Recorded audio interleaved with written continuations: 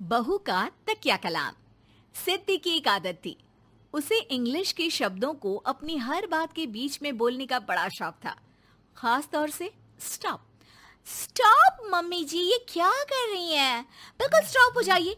कितनी बार कहा है कि किचन में कुछ भी सामान इधर उधर करने से पहले पूछ लीजिए।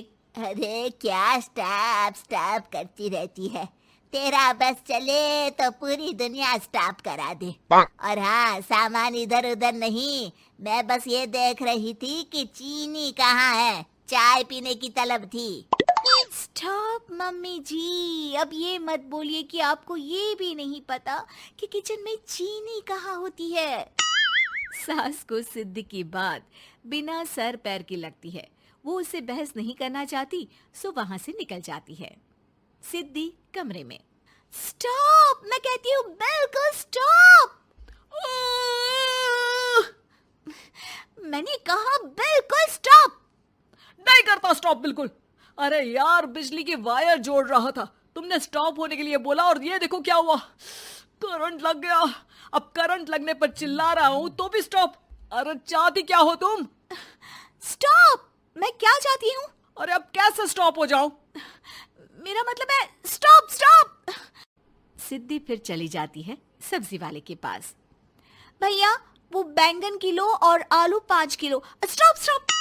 काफी देर होने के बाद भी सिद्धि को उसका सामान नहीं मिलता।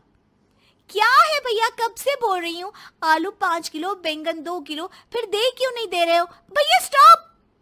बहन जी, मैं तो 2 मिनट में तोल दूं, लेकिन आप ही तो बोल रही हैं स्टॉप। अब इतनी तो अंग्रेजी हम भी जानते हैं ना कि स्टॉप का मतलब होता है कि रुक जाओ, तो रुक गए भाई।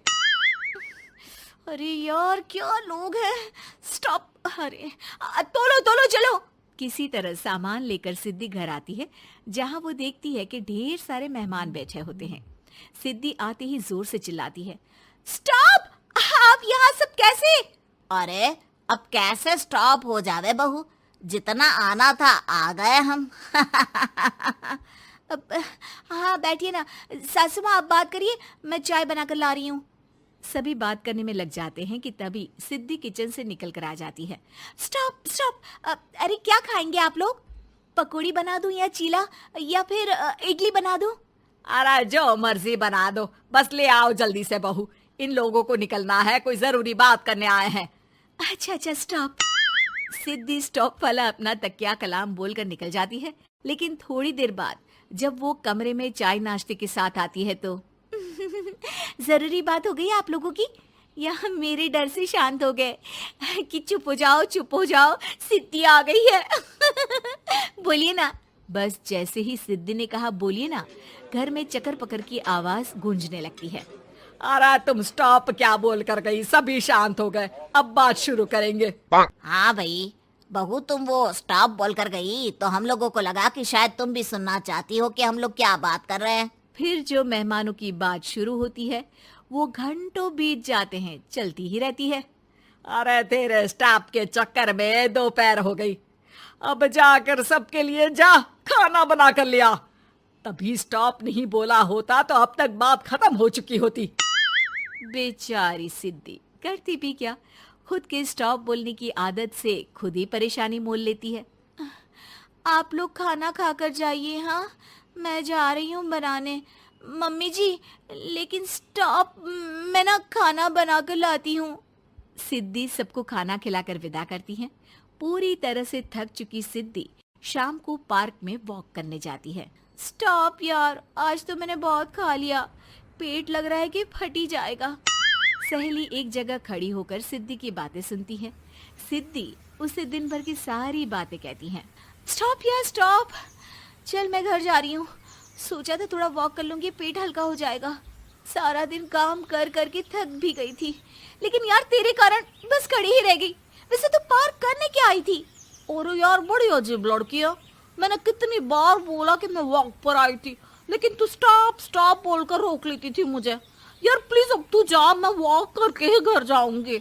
ओ यार, वो स्टॉप तो मेरा तकिया कलाम है।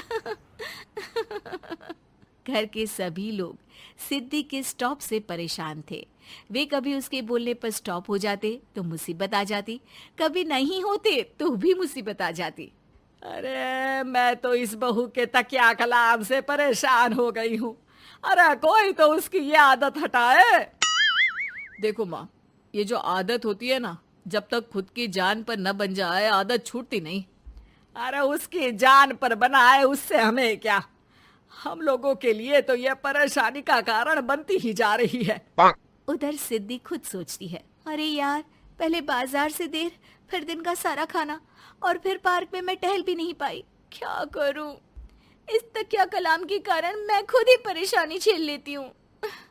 एक काम करती हूँ, आज से सोच समझकर बोला करूंगी। बहू स्कूटी उठाती है और निकल जाती है, लेकिन जैसे ही वो बीच चौक पर पहुंचती है, स्कूटी फिसल जाती है और वो नीचे गिर जाती है। हाय रे, कोई तो बचाओ, किसने टक्कर मार दी मुझे? कितना दर्द हो रहा है, कोई तो डॉक्टर के पास लेकर चलो। स्टॉप। बस जैसे ही बहू स्टॉप बोलती है, सारे वहीं रुक जाते हैं। बड़ी घमंडी औरत है, एक तो हम बचा रहे हैं, ऊपर से देखो स्टॉप बोल रही है। स्टॉप, कोई नहीं है क्या इस पूरे शहर में? बहू अपने तकिया कलाम की रट लगा कर रखती है। स्टॉप, कोई है? कोई स्टॉप? लोग उसकी मदद के लिए आगे तो आते हैं, लेकिन जैसे ही उसका तकिया कलाम सुनते हैं, वहां से निकल जाते हैं। तभी कहीं से उसका पति लौट रहा था। वो बीवी को रास्ते में पड़ा देख हैरान रह जाता है। अरे तुम यहाँ, कितनी चोट लगी है तुम्हें? पति आसपास खड़े लोगों पर गुस्सा हो जाता है। आप लोगों को दिखाई नहीं दे रहा कि मेरी बीवी को चोट लगी है? कोई भी नहीं है जो उसे उठाकर बिठा सके? अरे भाई साहब, कोई क्या मदद करे इस महिला की? और इतनी घमंडी है, जब भी इन्हें उठाने की कोशिश करो स्टॉप स्टॉप बोल देती है। स्टॉप! ये क्या बोल रहे हैं आप लोग? मैं पिछले आधे घंटे से दर्द सह रही हूँ। स्टॉप! पति समझ जाता है कि मामला क्या है। वो सर पर हाथ रख लेता है, लेकिन जल्दी ही बीवी को डॉक्टर के पास ले जाता है। ओह, इन्हें तो बहुत ज्यादा चोट लगी है। आप लोगों ने इन्हें लाने में कुछ ज्यादा ही देर कर दी है। रुकिए, मैं चेक करता हूँ। डॉक्टर जैसे ही बहू के पास पहुँचता है।